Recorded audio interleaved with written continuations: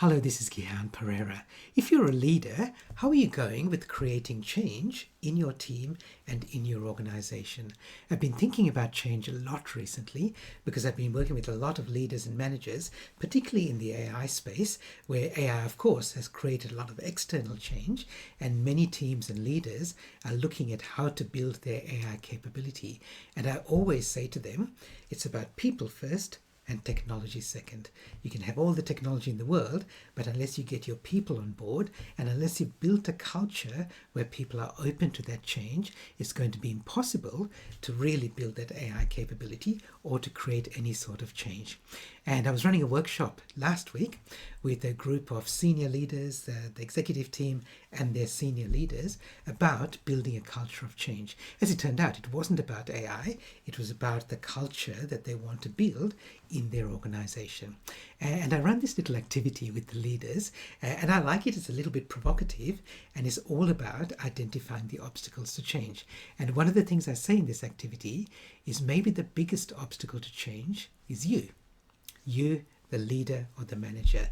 And many people don't think that they're the obstacles to change, but there might be, often without even meaning to.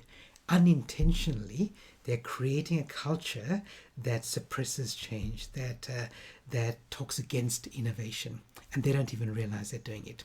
Let me give you an example. As a leader or manager, have you ever said something like this when somebody comes to you with an idea? Oh, we tried that once, but it didn't work. Or that's not part of your job. Or our customers won't like it. Or senior management won't like it.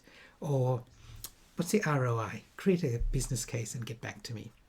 So all of those things might be legitimate. And as a leader or a manager, you have to be responsible and consider things like this. But every time you say that to a team member who comes to you with a good idea or a possibly good idea, what they hear is yes, but. So they've got an idea, and what they hear is yes, but we tried that once, didn't work. Yes, but it's not part of your job. Yes, but blah, blah, blah, blah, blah. It actually doesn't matter what comes after the yes, but what they're hearing in their head, even if you don't say it explicitly, is yes, but. In other words, you're creating an obstacle.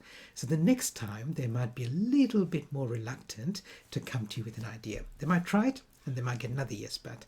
Try it again, might get another yes, but. If they're really persistent, they might try it again, get another yes, but, and then they give up.